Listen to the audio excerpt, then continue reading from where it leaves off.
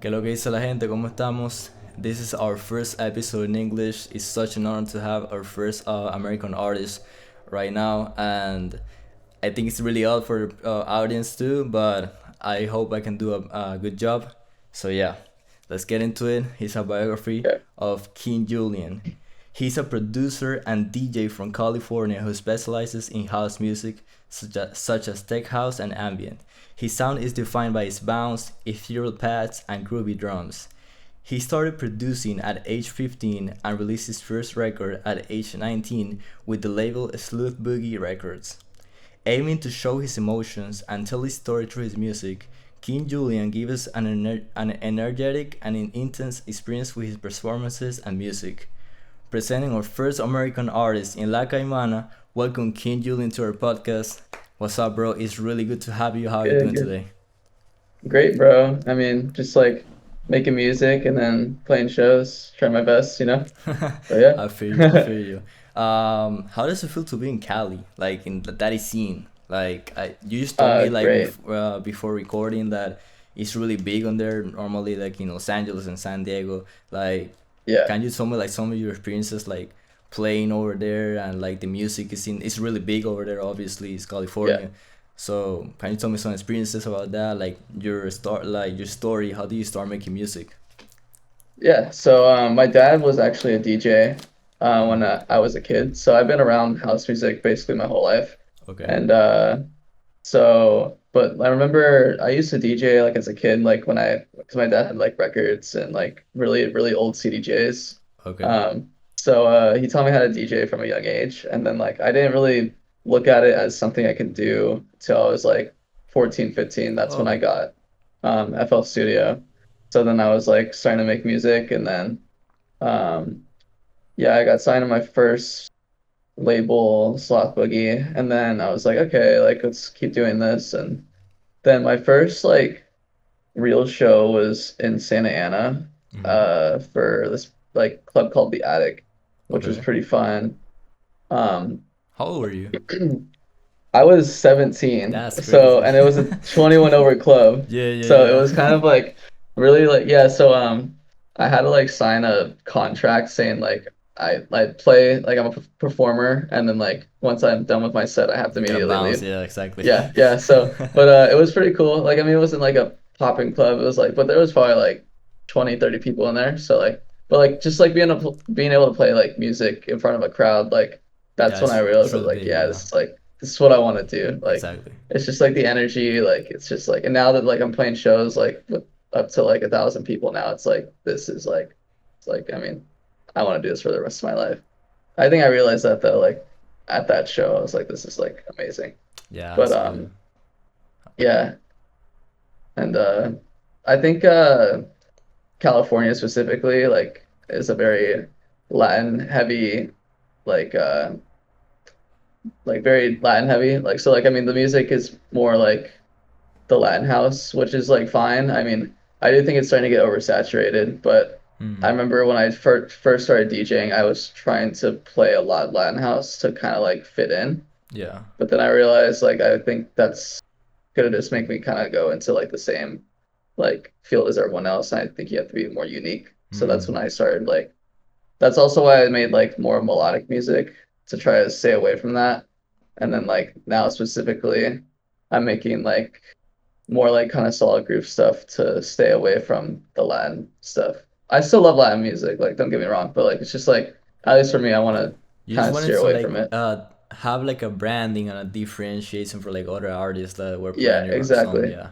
Oh yeah, Yeah, I completely understand that, and I do like yeah, California's like there's a lot of Mexican, like Colombian, Latin people in general, and I do understand like most of their DJs they're like from those roots, so they want to like play their yeah. music too, and I understand No, that. exactly. Yeah. So yeah, but Like I it's mean, cool. It's me, cool I'm that you just want to like bring your own stuff to the table. That's what I mean. yeah.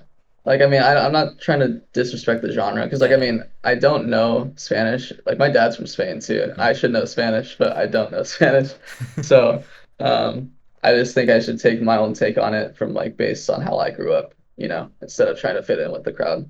That is true. That Yeah. is true, and that's a really good advice for people who are trying to make it in the music industry too, because I think Yeah. most people right now are trying like to fit in a mold, like what is sounding the most right now, what is like the mainstream music, like they're trying to make Yeah. like rap or like whatever it's working commercially. But I think what's really big right now, in my opinion, is like making your own fan base based on your real personality, and your real personality is showcasing in the music that you make and your sound, Yeah, and you exactly. gotta Like, develop I it. mean, if they like you, like, I mean, they're gonna like your music. It's not, Exactly. I mean, the music is like kind of like the gas for the car, but like, I mean, I think if you can build a brand around your music, it doesn't matter as much how, like, I mean, the music has to be great, but like, it doesn't, like, I mean, it's not like branding is everything, I think. Like, Yeah. so I think music kind of comes second now, like, compared to like maybe like a few years ago when No. the music had to be good, you know?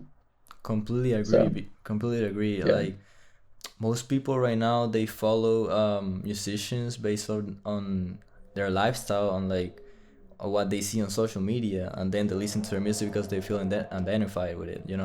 But yeah, definitely exactly. social media, like your branding and everything, is the first steps so people can get to know you and can connect to your person and then to your music. So what you say is true. Branding is really important right now in Yeah. artistry. And what do you think about that? Like, do you think like a lot of people are diminishing the importance of music just because they want to put more gas into the like branding stuff and like Yeah. I mean, I do think I'm not really a big fan of like marketing because like I don't want to post on TikTok like every day because I do yeah, feel like you have to do that. And yeah, like yeah, I'm starting to like get more used to it like because like I do think I'm more like in person like on a stage I'm more like present yeah, compared to like behind a camera. yeah, Um but I honestly think it is easier to make it in the scene now than it was because you don't have to be great at music. You just have to be okay at it and then okay at branding. Like it's just like having like a whole package, you know? mm-hmm. So I do think it's better, like at least from my point of view. I'm sure if you ask some like old head, he would probably not agree with me. Like, but um for me at least, I'm not I think my music's good, but I don't think I'm like the best producer. Mm. So it's better for me because like then my music will probably get more like of a bigger audience if I can brand it correctly. No, that's true. That's true. But Yeah. no, but definitely, I think your point is right. Like right now, if you have okay branding and okay music, as you said, you can basically have like a following and at least like make some extra cash from just doing music. Yeah. I like my career. Like I think people underestimate the power of marketing, and sadly, which is like I do like marketing, I do like all that type of stuff, but I love making music and I love producing and I love writing lyrics and all that stuff. I sometimes I wish I could have more time to just do that instead of having to worry, because now you're basically, as you said, like you don't want to, I don't want to post on TikTok every single day either. Yeah, So, exactly. and I don't want to have like to do all that time, like all that stuff. But yeah, man, like it's really a matter of maybe having a team too, so you can like they can Yeah. focus on your content and your branding, and you can just focus on the music. Yeah. I mean, I do have like a team around me and I do feel like really grateful about that. Like they kind of like took me under their wing when I was like still like a kid. Mm. Because like the club I played for, the Attic, they all kind of like work there. Mm. And then um like I found them on Discord actually, which is kind of funny. And then like we just like happened to be close, like because they lived in Santa Ana, and I Yeah. was like, oh wow. And then now like I mean, like what, almost 2 years later, we're still hanging out, and like we like work all the time on music, and then like also like we have like one of my friends in that group does visuals, so like he does like logos and stuff for all of us, and then we have one of my friends that is a videographer in the scene, and like he helps me with all of my content, and like I think if I didn't have them, I would not be as like I wouldn't be growing as much as I am at a fast rate because like they helped a lot with like kind of guiding me through the industry. Mm. from the start. And now I have my manager, and like, I mean, really grateful for that. Like, I wasn't expecting that to happen so soon. Like, it's just like everything's happening very organically, and that's what I like about the scene. Like, it's just like if you go out or if you put yourself out there, you'll find people that are willing to help you, and uh, it's just great. Yeah. No, yeah, I So, feel you, man. And like, how is that experience like from day to day to work with a team? That do you really think is really important for like people to find a team like that so they can grow, or you think like it's impossible?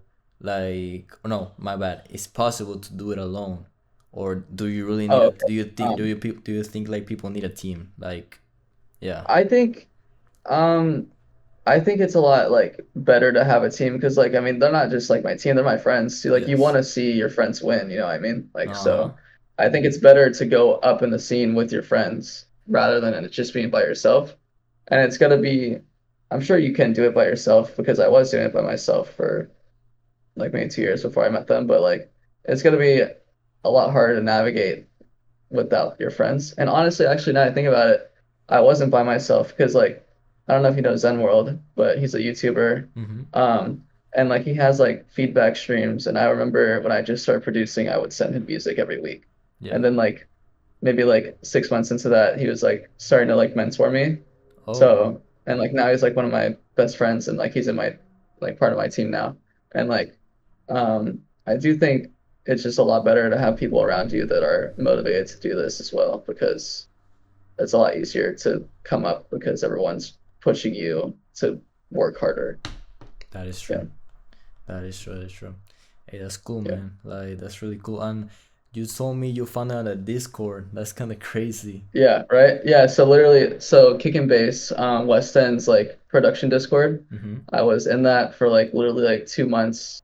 I met like a couple guys out of that Discord and then I left. And then like maybe like 2 months later, they added me to like this other Discord that's like kick and bass students that, Mm-hmm. but you don't have to pay for it. Yeah. And I was just in a call like one night talking to this guy.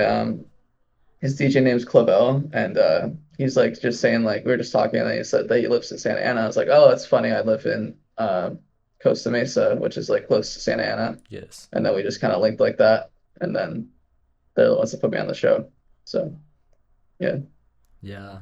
It's it's it's just just because like it's like as you said, man. Like if you put yourself out there and you like put some effort in like making those connections, I think it's really easier than people think, because some people think like, oh no, you gotta like you can only make it if you have connections with like major labels or like people who's already yeah, like very like connected into the industry or very famous. Like, not really. Like, you can find yeah. I mean, some it's people that are aligned with your vision and with your ambition, and you can just work together so you all can help each other out, just as yeah, you did with your exactly. friends.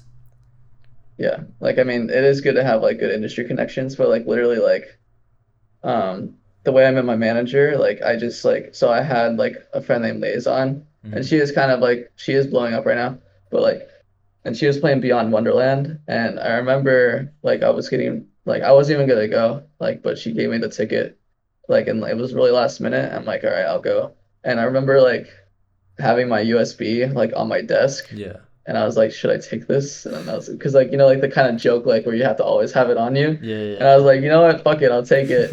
And I met her manager and like we were just hanging out and after her set, we were chilling in her trailer at the festival. And then he comes in, he's like, hey, one of the artists dropped out at the side stage. Do you want to like he asked Liaison if she wanted to DJ and she's like, I have to go. And then he looked at me and I was like, yeah, I have my USB, like I could spin.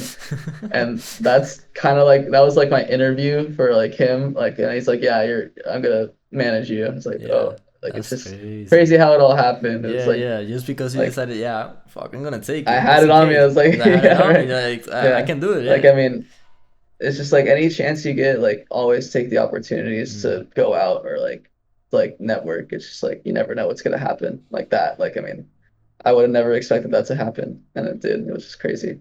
Yeah, man, that is crazy. No, that's like really good Yeah, advice. Like, always have it Yeah. on you. Always like Yeah. You never be know. ready. Always be ready. Take the opportunity. Like, um, sometimes it comes to you, but majority of the time, like 99% of the time, the opportunities you seek them. If you really Yeah, just seek them, like you gotta, they're gonna be there. So yeah, yeah. exactly. So I understand that your first gig you said you told me was like you were 17. How was Yeah. that first experience like performing? How did you feel? Well, that was like my first like club experience. Like I've Yes. DJ'd like, like a birthday party or something like that, but Yeah, like yeah. that was like definitely a different like environment, and it was like I was really nervous and like not like how I am now. Like now I'm a lot more present on stage, but like my first one, it's actually recorded too. You can see like how nervous I was. Like I was just like I wasn't looking up really. I was kind of just looking down the whole time because like Nah, yeah, I it's just understand. like yeah, it's scary. But like I mean, I wasn't like nervous about my mixing. I was just more nervous about like if the music I was playing was gonna work. But I mean, it was all right. Like it was just a small club, but um, yeah, it was like all those guys I'm on Discord, they were running it, and like they were like definitely like, helping me like be more comfortable in the like club, I and got you, I got you. it was fun though. I really enjoyed it. I'll That's definitely go crazy. there again. Yeah, How did yeah. you how could you like manage to like go up? Like did you play in like under small clubs, or did you like your friends got you like some connections and you could play like at festivals or something like that? Yeah, so after that one, there was another promoter there that was watching me spin, and Mm-hmm. then he gave me a set at this other place called Sound Tech, and that was my second one. That one was completely dead because I was opening, Yeah. but it was still a cool experience. And then after that, what did I play after that? I think I didn't play anything until I turned 18 in February, Mm-hmm. and then that's when I started getting DMs from some companies asking if I can DJ because I wasn't a minor anymore technically. Exactly. So then I played like just like still like smaller clubs, but and like opening slots mostly, but like just like it was nice to get my name out there a little No, bit yeah. and like getting on flyers. So yeah, but honestly like it just like I think I did like cold DM like some companies too, just asking if I can DJ. And you'd be surprised like how many of them said yes. Like it's just like I'm sure they get a lot of DMs, but like I mean they were really really open about saying yes and like letting me spin. That's yeah. Yeah. Yeah, you never know. You never know when someone's Yeah. gonna say yes. Like you have nothing to lose. The worst they can say is no. That's Yeah, it. exactly. Like I mean it's like I know like I think just like after playing those shows like you get more eyes on you Mm-hmm. because like I DJ'd for Space Yacht at Sound Nightclub in July, and that's just because like I was sending them music. Like I mean I can't just stress that enough, honestly. Like just like sending your music out to people and like in the beginning at least, and then like also like just like it's okay to DM asking for a gig. Like I mean, don't be Yeah. annoying about it, but it's like I mean that's what I did. Like I just would ask. Yeah. Like I mean, because I wasn't really allowed to go out because like everything is still 21 over. So like, but if you are 21, I would say go out and talk to the promoters instead of DMing them because it's a lot better in person. No, But yeah, definitely. yeah, Because like but they know you're already there. They know like okay, yeah, this exactly. other If you're place. there supporting, they're gonna be more open to you Uh-huh. DJing. Exactly. Yeah, That's true. but That's true. That's true. So you also told me that you started making music like a very young age. I saw a biography of you in yeah, it tells like you started at 15. So how like how was the experience of like making music for the first time? You did it because you started yeah, playing, you started like spinning, and then you were like, oh, I want to make my own music too, and then like yeah, you started. How was that like process? yeah. So I knew I've always wanted to produce, like, cause like my dad was just a DJ. He never produced music, so I Mm. was like, okay, I want to try doing that. So for my 15th birthday, they got me FL Studio, and at the time I had like a residency at this milkshake parlor. Uh-huh. Like it was pretty like funny. And like it was more like loungy, like I was just kind of playing like loungy background house music. Yeah, I got So I think that's why most of my records at the beginning were like kind of like melodic, like kind of more like groovers, you. Mm. because I was trying to make music to fit that. Um, and then like I loved it. Like I mean, I remember making the song that my on my first release, I Miss You. I Mhm. made that, and like it's just kind of like all the music before that I wasn't confident in, and then I remember I made that song, like the idea in like an hour, Yeah. and like I just remember listening back to it, like, and I was like, wow, this doesn't sound like shit. Like this is actually okay. Like this is Yeah. like a good song. Like it was like, Exactly. and yeah, and like I remember sending it to a couple friends and like, yes, it's all right. Like it's not bad. Yeah, Like, yeah. and I sent it out to like Face Yacht, and they didn't want to sign it because it doesn't fit their catalog, but they even Mm. liked it, and I wasn't even expecting them to like it. I was like, Mm. okay, this is obviously this A track good is sign, okay. yeah. Yeah, yeah. So then I sent it to just a couple like I originally sent it to Sloothboogie because they have a radio show, so I sent it to them so they can play it on the radio show. Mm-hmm. And then they actually said, "Hey, we have like a VA coming out, and we can release this on the VA if you want."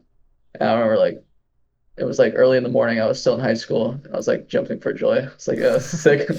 So it was Like, pretty cool. Yeah, I yeah, mean, yeah, yeah. they were great. They were really professional. Like it was really cool. Like I mean, they gave me some merch too, and they gave me like a vinyl of just my track, and it's on my wall. I hung it That's up. It really was cool, like man. Yeah.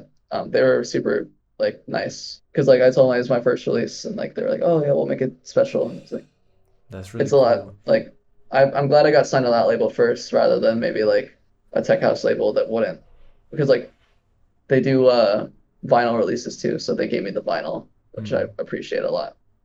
Oh, It's nice to yeah. have like a physical version of my first release, you know. Yeah, that's really So special. That's really special. yeah, That's great, man.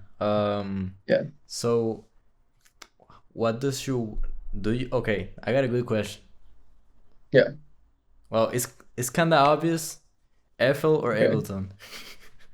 Okay, so I switched to Ableton. Let's see, That's it, like bro. That's the shit. probably That's the yeah, shit. probably about a year ago.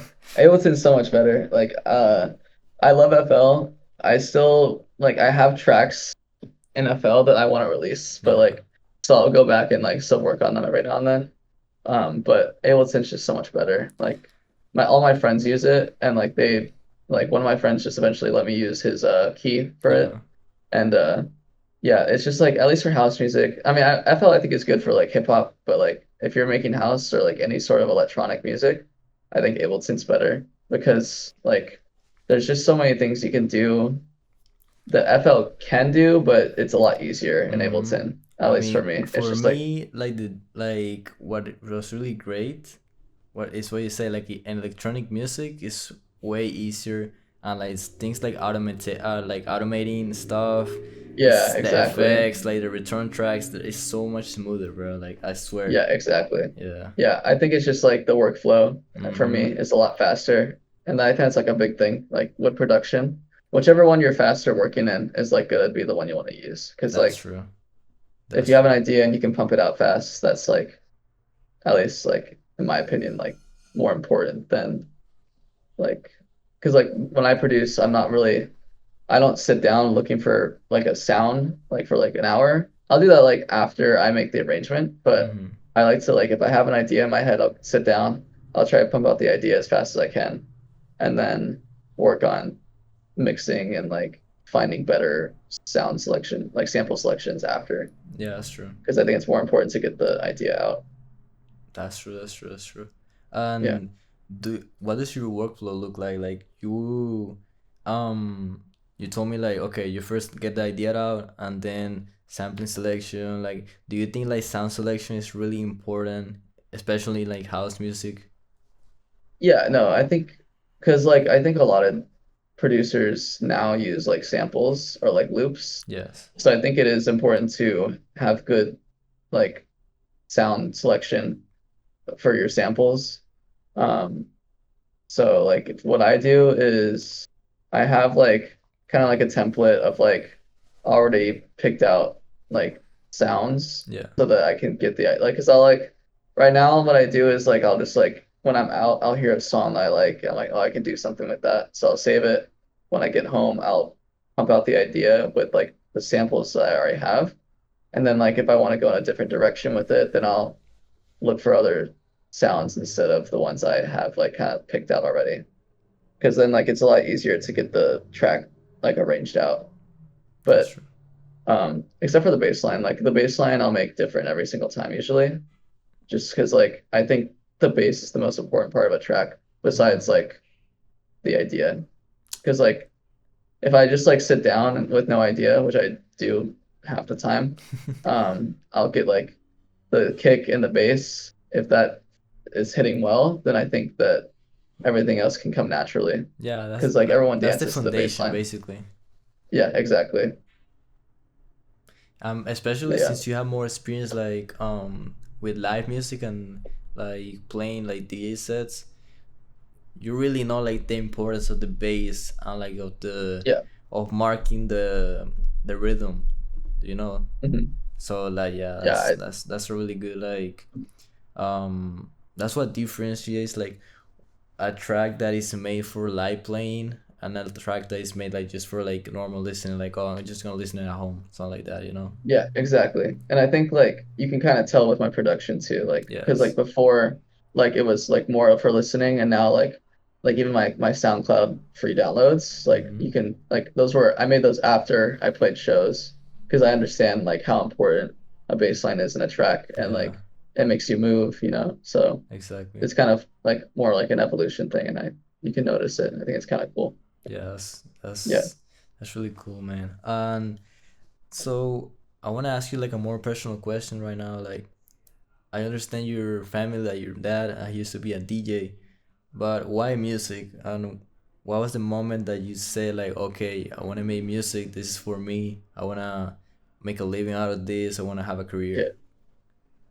Well, I mean, I think I always knew music was going to be the choice like I wanted to do when I was older. Mm. Because like from a young age I played like guitar, violin, a lot of stringed instruments, and then like I dabbled in like piano and stuff like that. Um and like my dad was always like shoving like house music down my throat like every day. And so um like I've always liked it, and um I know like I had like other options. Like I'm in college right now, but like not full time, just like part time. Yeah, me too. Um, yeah, yeah. And like I'm just like going for like general ed. I'm not declared anything, but just like um I think I've always wanted like to do music. I've never really been motivated to do anything else besides music. And I'm pretty lucky to have like supportive parents in it, because like my dad was a DJ, so he supports me, and my mom, she'll support me in anything I do. So that's really helpful with gigs and like spending my money on stuff like this. So it's nice. And but yeah, like I mean, I've always been around like instruments, and like I've always been kind of a performer. Mm. I think from a young age, I've always wanted to be on stage. Mm. So I know this is like kind of what I wanted to do. Like I think DJing, I wasn't expecting to produce, but like DJing is what I But wanted to DJing do. was definitely like, oh yeah, I wanted to do this. Yeah, exactly. Mm. I got you, got you. I think um people generally have like a tough time finding out what they want to do, um because they don't Yeah, really try things, you know. They don't really yeah, like they don't really go past that stage of like when something is difficult to do, like at the minimum difficulty, like they drop it and they just like go for whatever, or they don't even know, they don't even try to like get past that and really find something that they love. But I think like with yeah, music and production especially, like the difficulty gap that you have at the beginning is like very high, and it's like you understand that you really love like music production, like music in general, if you can get past that, you know, you can get past that wall. yeah. Yeah, like I think like I mean my peers like in high school, like no one's very like I was very focused on my future. Yeah. Like I don't really like to I do like to live in the moment, but like I'm always like kind of worrying about my future. I do Mm. that a lot. And like especially with this, like I mean, because like it is a very hard thing to make a career. Yeah. So like I'm always like second guessing like or doubting. I'm sure like a lot of artists do that. Like I mean, but I'm Yeah. always like, what if this doesn't work out? Like I mean, but I don't have a plan B because like I know this is possibility, especially with all the stuff that's happening to me so far. So, but yeah, I do think it's like important to try new things because like a lot of my peers in high school don't know what they want to do, and I feel like that's okay, but like I That's think valid. it's a lot better to have some sort of plan when you're younger and kind of just stick to it. Because like consistency is everything. Like I Yeah. mean, if you're consistent in something, you'll be great at it, you know? That Yeah. is true. That is true. And like I noticed that um as you said, like a lot of peers in high school too, they don't know what they want to do. And I always Yeah. like you, I always had that in mind, like, oh, I want to do like something related to music and like maybe like music business or something. That's why I made the label.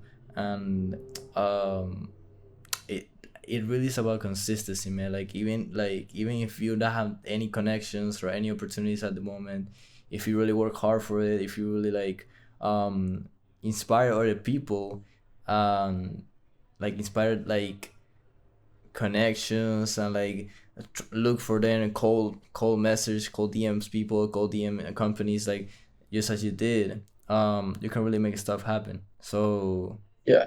that's, I think that's all, that's what it's about. If you're willing to like make those sacrifices and be like, okay, I'm gonna, instead of like just wasting my time, like maybe I like playing video games or something, but instead of doing that, I'm gonna try like to Yeah.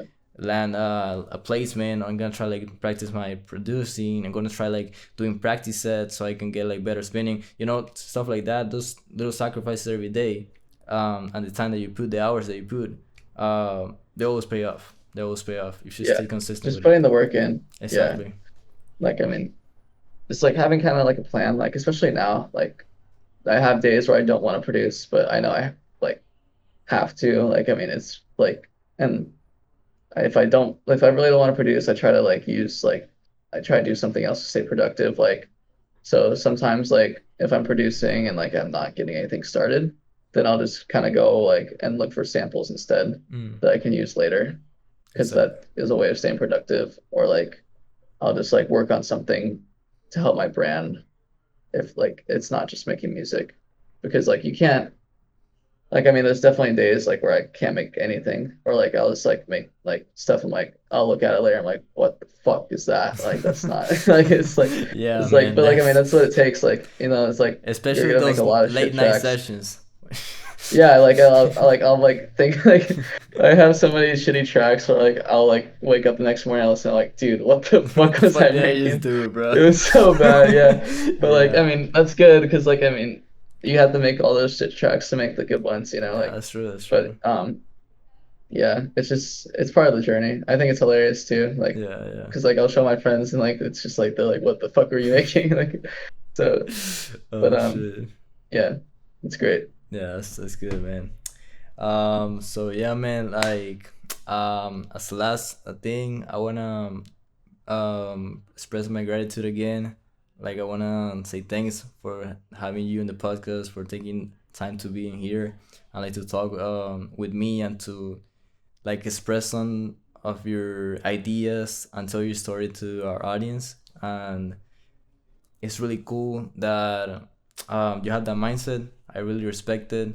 That's why I think that's a really good, like, I think that's the reason why you're achieving the things that you're achieving today. And yeah, man, like I we're like we're always open to collaboration. If you need help with anything, we can collaborate, we can do whatever you need, bro. Like we're open to that. We really love your music and what you're doing right now. So I want to thank you for being part of our podcast. And yeah, man, like Yeah. if you have anything else to say to the people, go ahead, bro.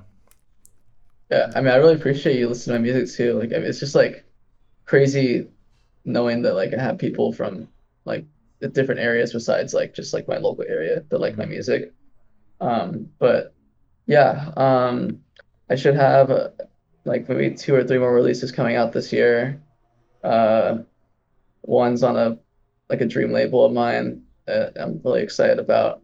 Um, and then I have a show coming up later this August, or yeah, at the end of this month, that I'm excited about.